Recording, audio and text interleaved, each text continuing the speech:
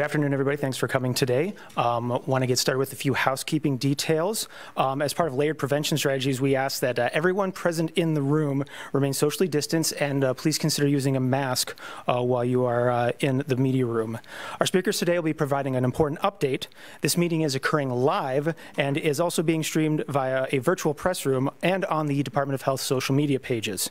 We anticipate there will be time for a few questions at the end of our presentation. We do have a hard stop at 4 p.m. due to other commitments. Once again, thank you for coming, and now I'd like to welcome Dr. Nazar Wiebe, North Dakota State Health Officer. Dr. Wiebe.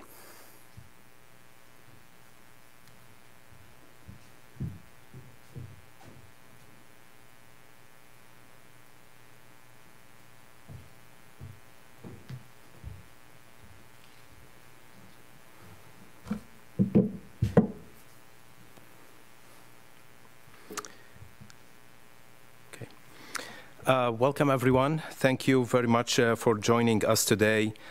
We are pleased to welcome you here to discuss the recent FDA approval of the Pfizer-BioNTech COVID-19 vaccine and to provide an update about the COVID-19 pandemic in North Dakota. Today, the U.S. Food and Drug Administration approved the first COVID-19 vaccine for the prevention of COVID-19 disease in individuals 16 years of age and older. The vaccine also continues to be available under emergency use authorization, including for individuals 12 through 15 years of age, and for the administration of a third dose in certain immunocompromised individuals.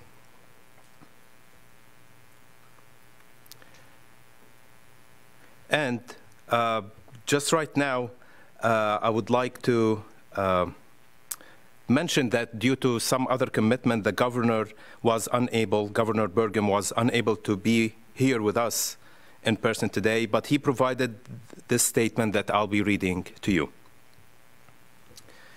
The health and safety of North Dakota citizens remains our top priority, and safe, effective vaccines are our best tool to preserve hospital capacity and protect against COVID-19, including the highly contagious Delta variant spreading rapidly across our state. Today's announcement that the Pfizer-BioNTech vaccine meets the FDA's high standards for full approval instills further confidence that the vaccine is safe and effective and helps address vaccine hesitancy related to the emergency use authorization. Individuals who still have questions or concerns about the vaccines are encouraged to visit with their doctor or medical provider. We thank Governor Burgum and Team ND members for their work on behalf of North Dakota citizens throughout this pandemic response. So, again, more than 50% of North Dakotans have already taken the important step of choosing to get vaccinated against COVID-19 virus. Vaccination continues to be the strongest defense against serious illness. For those who have been waiting for FDA approval, we encourage you to make an appointment to protect yourself and those whom you love. The North Dakota Department of Health has many resources available for citizens on our website at health.nd.gov. The Department of Health and local public health have clinics available weekly. One of these resources is a vaccine locator tool. This tool will help you find a vaccine clinic near you. We also have team members who can help you schedule an appointment if you call the Department of Health hotline. Today, you will hear data about COVID-19, including the Delta variant, which is present and spreading in North Dakota communities. Preventative measures such as testing, isolating, masking, and social distancing have worked to slow the spread of the virus. Individuals should continue to practice these measures. While these practices continue to be important, vaccines are the best defense against COVID-19. By getting vaccinated, individuals are protecting not only themselves, but their communities. They are also playing a critical role in stopping COVID-19 spread and the virus from mutating to other, stronger, more dangerous variants. At this time, I would like to invite Kirby Kruger, Section Chief for Disease Control and Prevention at the North Dakota Department of Health, to speak about current rates of infection and trends in North Dakota.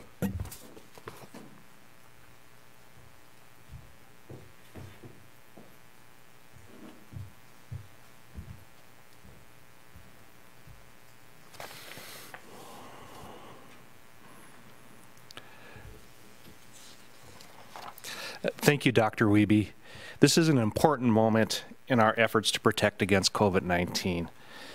COVID-19, particularly the Delta variant, with its increased infectiousness, coupled with the large percentage of people not vaccinated, may lead to more cases of COVID-19, increased hospitalizations, and potentially more deaths. We know vaccine is a successful tool, and we encourage North Dakotans to choose to be informed about the risk of their communities and to choose to be vaccinated and to take other precautions. I want to provide just a little bit of an overview of disease trends in North Dakota, and we're going to talk about a variety of different things today. But just first of all, starting out, we are seeing increasing cases of COVID-19 in North Dakota, and more than half of those cases are in people under the age of 50. Today, we reported out 105 new cases. 63 of them, or 60%, were under the age of 50. Cases continue to rise. Since August 1st, the number of cases, active cases, has increased from 448 to 1,508. A 237% increase. The 14-day rolling average of test positivity has increased from 3.1% on August 1st to 5.7% today, up 84%. And hospitalizations increased from 25 to 66 in this time period, a 164% increase. The Delta variant has emerged as the predominant variant in North Dakota. During the last reporting period, 149 cases of Delta were confirmed. The Delta variant was the only variant of concern reported in our state during this reporting period. The Delta variant is as contagious as chickenpox. People who have the Delta variant go on to infect, on average, 6 to 7 other people. As of July 31st, in the United States, there were over 4,400 children with MIS-C, the multi-inflammatory syndrome that's diagnosed in children. Children remain vulnerable, and in the United States, anywhere from under 0.5% to nearly 2% of children end up being hospitalized with their COVID-19 infections. They are a vulnerable population, and with no opportunity for vaccination in younger children and with lower rates in older children, we have a potential for a high infection rate this fall as children gather for school. Many children will be hospitalized, and potentially on top of COVID, we have RSV circulating, and later in the fall we may see influenza. So we have a potential to see a large number of children being hospitalized in North Dakota. And on top of that, we know that young adults are not immune to the consequences of COVID-19. They face the risk of having long-term COVID-19 symptoms that may include fatigue, memory problems, impaired concentration, and trouble breathing, along with other types of long-term effects. There's been lots of questions about reinfection, and on June 27th, 2021, the Council of State and Territorial Epidemiologists approved a case definition for COVID reinfections. Looking at North Dakota's historical data between March 2020 and June 26th of 2021, those individuals that would have met the case definition numbered 947. Since June 27th, with the new case definition, there's been an additional 101 reinfections that have been reported, and only reinfections since June 27th of this year are included in the overall case counts to align with the Council of State and Territorial Epidemiologists case definition. COVID-19 is a serious illness that causes death, hospitalizations, and long-term symptoms. More than 1 in 200 North Dakotans have been hospitalized due to COVID-19. Hospitalizations are increasing. Most cases of hospitalizations and deaths have been in unvaccinated individuals, and only 1,247 breakthrough cases. Someone who has been fully vaccinated for at least 2 weeks and has been diagnosed with COVID, out of over 314,000 fully vaccinated individuals have been reported. So only 1,247 breakthrough cases out of 314,000 fully vaccinated individuals. There's been 107 hospitalizations total in the last 7 days. 28 of those have been under the age of 50. Only 15 were fully vaccinated, or only 17 were fully vaccinated, excuse me. Breakthrough cases in North Dakota since December 14th, there have been 1,247, which is 0.397% of the fully vaccinated, or 0.4% of the fully vaccinated individuals. There's been 94 hospitalizations, which is 0.03% of those people who are fully vaccinated. There's been 18 deaths, which has been 0.006% of those who are fully vaccinated. So out of more than 314,000 fully vaccinated individuals, 1 in 253 vaccinated people have gotten COVID-19 versus 1 in 17 who are unvaccinated. On Thursday of this week, the Department of Health has a town hall scheduled as part of its regular series. The data I shared about reinfection rates and breakthroughs will be discussed further, and the department will be sharing a new tab on the dashboard that will provide more information on a regular basis. I just want to conclude just talking a little bit about the variants. Our surveillance for variants continues in North Dakota. There are 4 variants of concern that have been identified by the CDC. They are the Alpha, the Beta, the Delta, and the Gamma variants. These are cumulative numbers to date. There have been 1,150 of the Alpha variant, 4 of the Beta variant, 373 of the Delta variant, and 42 of the Gamma variant. I'd like to turn this over to Tim Wiedrich now, Section Chief for the Health Resources and Response Section. Tim will be providing an update related to the state medical supply and hospital capacity. Tim?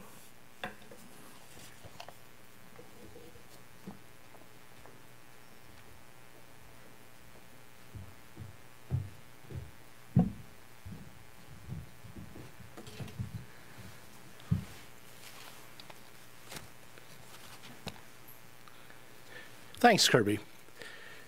The North Dakota Department of Health Resources and Response team is ready and prepared to assist the state with this COVID situation.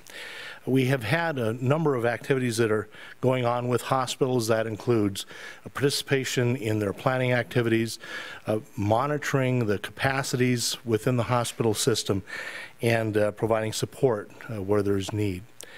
As of this morning's report, we had 66 hospitalizations, people in the hospital with COVID. 12 of those were in the ICU. I do want to report some numbers regarding hospital staffed bed capacity. These are the numbers of available beds within North Dakota currently that are staffed and available to receive patients. So if I look across the entire state, including all hospitals, again, these are staffed beds.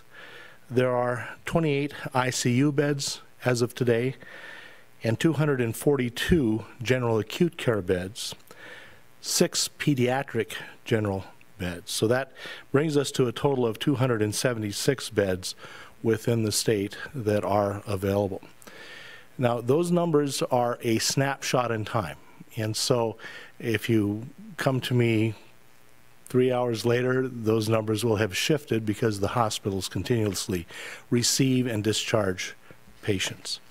Looking more specifically at the 6 tertiary care centers, these are the large hospitals in the 4 major cities, those numbers have a total of 43 beds that are available within those 6 hospitals. And they break down into 14 ICU beds, no PICU beds, 23 general acute beds, and 6 pediatric beds. Again, that's a total of 43. In terms of the facilities availability of supplies and equipment, obviously the facilities have been acquiring both disposable supplies and medical equipment on their own and continue to do that.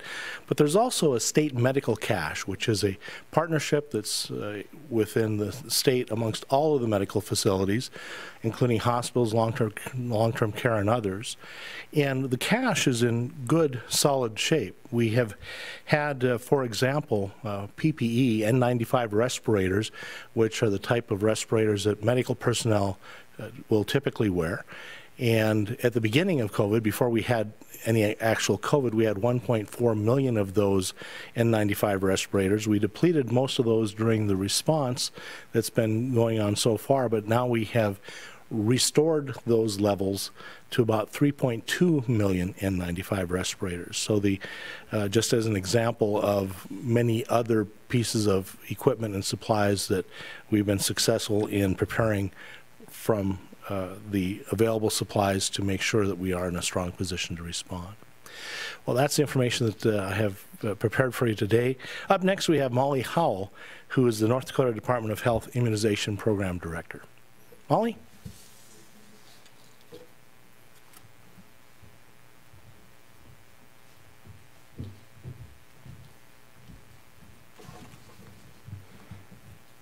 Thank you, Tim. And good afternoon, everyone. So I hope we all know how important vaccines are in general. All vaccines are important. It's back to school season right now, so please make sure your kids are vaccinated before going back to school and make a plan for flu vaccine for this upcoming fall. But COVID vaccination is critically important. Those who are eligible, which is everyone 12 and older who does not have a contraindication, meaning a severe allergy to COVID vaccination, is recommended to be vaccinated. And it's especially important for pregnant women, those who are immunocompromised, and the elderly, and everyone around them to be vaccinated. Today, as Dr. Wiebe mentioned, the FDA has fully approved Pfizer's COVID-19 vaccine for people 16 and older. I'm going to try and say the brand name. I'm still not used to it yet, but it's Comirnaty, was approved based on strong safety and effectiveness data. And its vaccine also continues to be under emergency use authorization for people 12 to 15 years of age. Over 360 million doses of COVID-19 vaccine have been given in the United States to date. 686,630 doses have been given in North Dakota alone. So I hope North Dakotans who are not yet vaccinated now feel confident in the safety and effectiveness of COVID-19 vaccines and choose to be vaccinated. Rates are still not as high as we would like. 56.7% of North Dakotans ages 12 and older have started the COVID vaccine series or have at least one dose of COVID-19 vaccine. Vaccination continues to be safer than risking severe outcomes from COVID-19 illness. Now is the time to get vaccinated before Delta is here. We have the benefit of learning from our friends down south, and now is the opportunity to get vaccinated. Also, since we were last together on August 13th, the Advisory Committee on Immunization Practices, also known as ACIP, recommended that all immunocompromised individuals receive an additional dose of an mRNA vaccine, which is the Pfizer-Moderna vaccine, if it has been 28 days or more since their last dose. This additional dose is necessary because immunocompromised individuals did not receive the full benefit of vaccination initially with their 2-dose series. People included in this group are severely to moderately to severely immunocompromised. So we're talking about people who have had organ transplants, uncontrolled HIV, who are on chemotherapy, or maybe on immunosuppressive drugs. And anyone out there who's wondering if they're considered immunocompromised should give their healthcare provider a call and receive guidance on whether or not to receive an additional dose of COVID-19 vaccine. Even with this additional dose, immunocompromised individuals, because of their immune systems, might not get an adequate boost in their immunity, which is why it's important that they still socially distance and wear a mask. And it's important for those around them to be vaccinated to make sure you're not passing COVID-19 to someone who's immunocompromised. There was also quite a bit of media late last week regarding booster doses. Booster doses are different than additional doses. So additional doses are for people who didn't receive an adequate immune response initially to vaccine. Booster doses are for people who did initially have a good immune response, but that their immunity is waning since they were initially vaccinated. Next week, the Advisory Committee on Immunization Practices is meeting and will likely discuss booster doses, and we should have more information after that meeting. Currently, booster doses are not recommended for anyone in the United States. It is likely, though, that in the future, certain individuals will be recommended to receive a booster dose. This happens for a number of vaccines that we use in the United States. And the Department of Health and our partners are currently planning to administer booster doses. So with schools starting, only 29% of adolescents 12 to 17 have received at least 1 dose of COVID vaccine. So we are concerned about the upcoming school year and low vaccination rates. And so we encourage all children to be vaccinated as soon as possible. Additionally, now the CDC, ACOG, which is the American College of Obstetrics and Gynecology, and the Society for Maternal Fetal Medicine all recommend vaccination of pregnant women to protect not only the woman, but her fetus.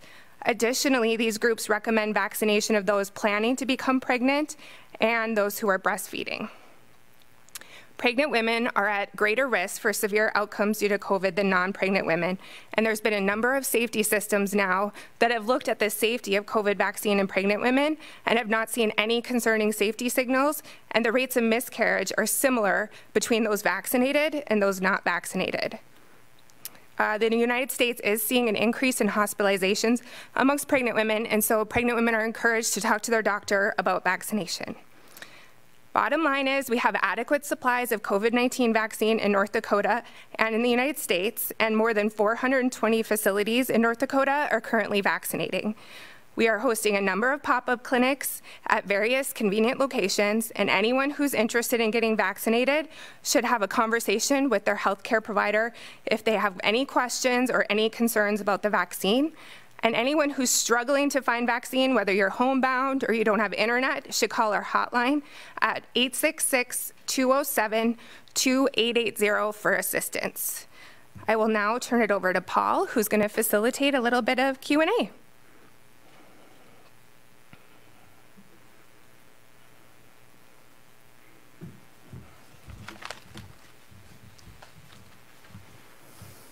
Thank you, Molly. Just a very quick housekeeping note on this. For any reporters who are joining us in our virtual press room right now, you can ask questions in the Q&A tab, which is near the top of the window, and it looks like 2 text bubbles conversing with each other. Submit your questions, and then we will submit them to our subject matter experts. Again, we have Dr. Wiebe, Molly Howell, Kirby Kruger, and Tim Wiedrich here to answer any questions. Jeremy. I think this could probably be for Dr. Wiebe.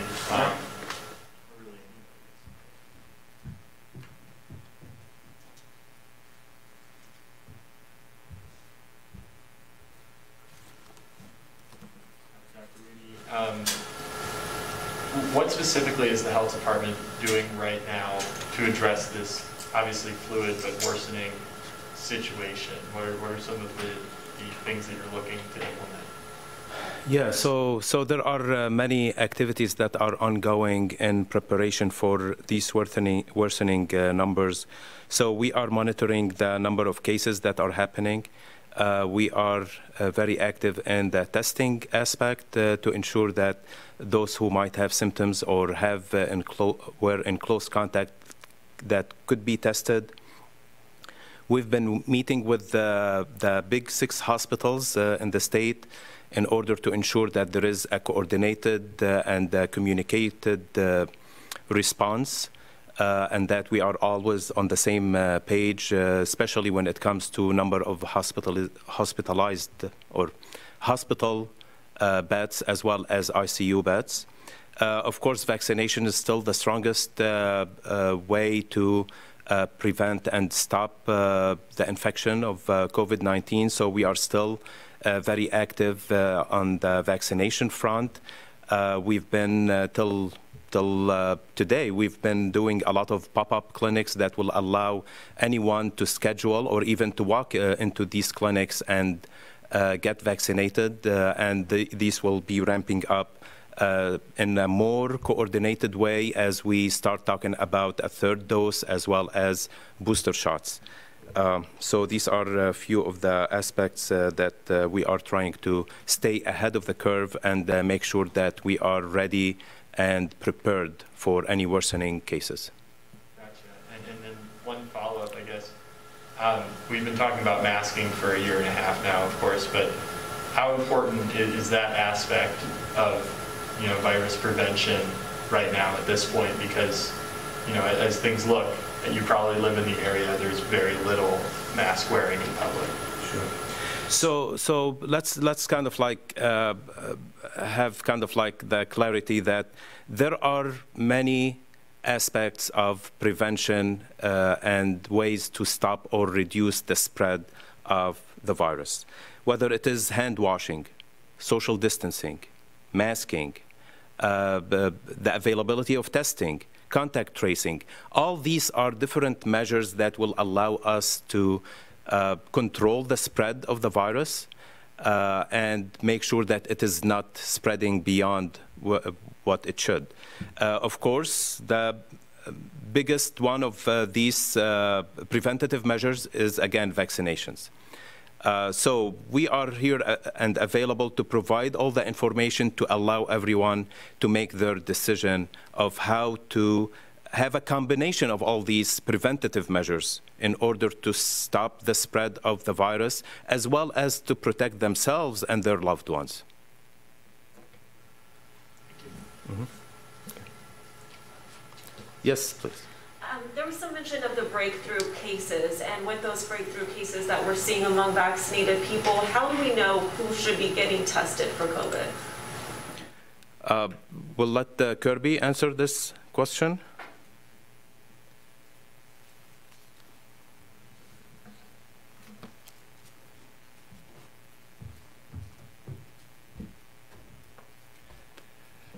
So, good afternoon, and that's a good question. The question is amongst individuals who are vaccinated, how do you know when they should be, if they should get tested for COVID-19 or not?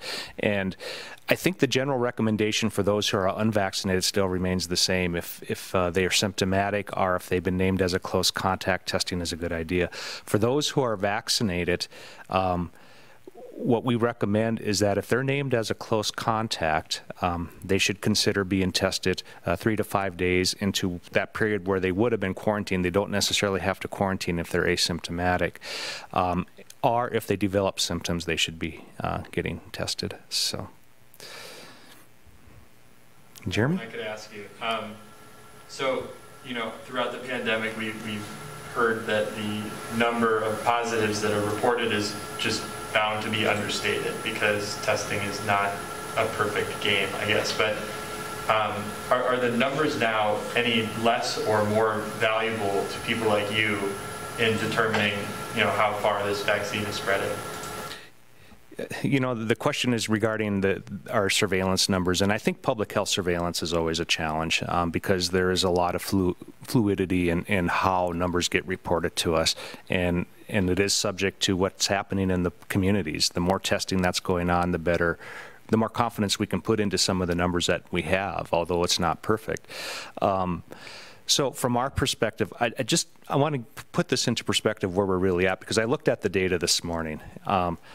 About a year ago, we had about the same number of active cases that we have right now. The number of cases is actually about the same, but our testing is just a fraction of what we were testing last year. So we are finding more cases per test this fall than we were, or this late summer than we were last year. And so we have to take all of that into consideration. So we look at positivity, we look at cases reported, the numbers, we look at case rates, we look at hospitalizations. I think we have to look at a variety of data sources to try to piece the picture together. But I think it's clear to us that when you look at trends and you look what's happening in North Dakota, you know, these increases are real, and they're probably even underestimated, you know, from our surveillance. So.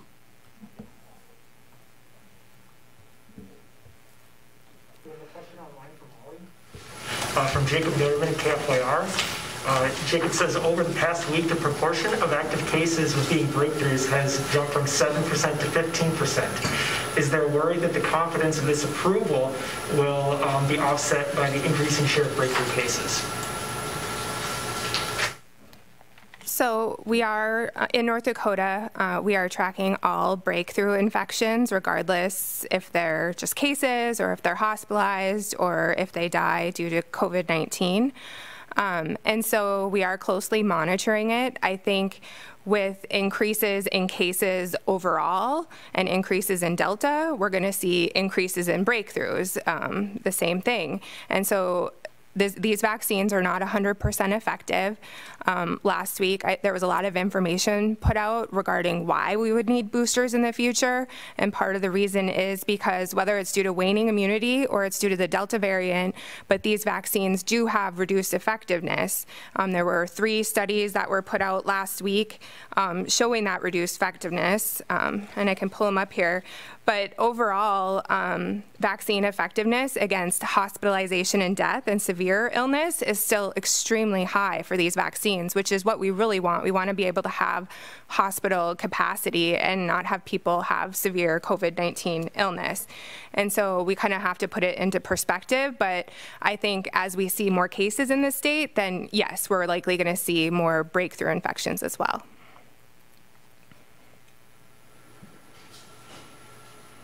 Yeah. Oh, go ahead. I can ask you another one.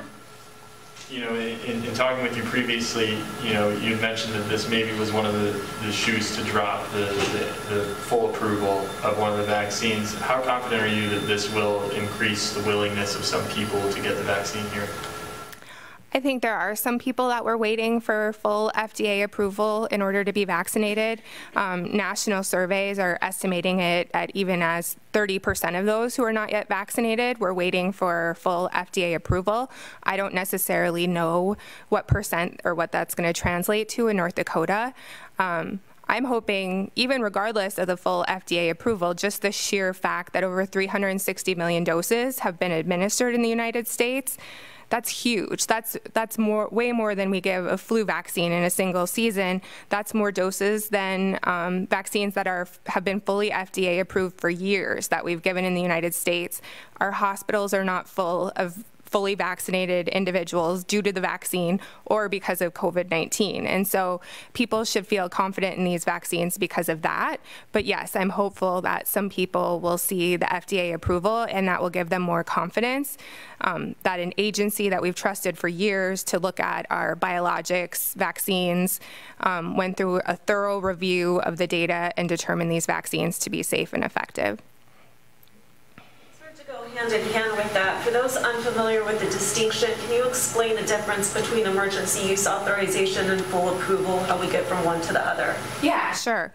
The Pfizer COVID vaccine was authorized by the Food and Drug Administration last December and was not fully approved. In the United States, to fully approve a vaccine requires a high amount of data, inspections of manufacturing plants, and a prolonged period of time to review the data by the FDA. And so in order to get emergency use authorization, because we are in a pandemic and it is the middle of an emergency, the FDA required a certain criteria in order to get that authorization. They required the vaccine to be effective, they required a certain amount of safety information, and they required a certain amount of participants in the clinical trials in order to get that emergency use authorization. And so now with FDA approval, we have 6 months post-vaccination safety data. We have, I believe it was over 20,000 people in both the vaccinated and control groups looking at the effectiveness of the vaccine, which was 91% in the FDA clinical trial. And then the safety was in over 22,000 vaccine recipients and 22,000 placebo recipients in order to get full FDA approval. Any other questions?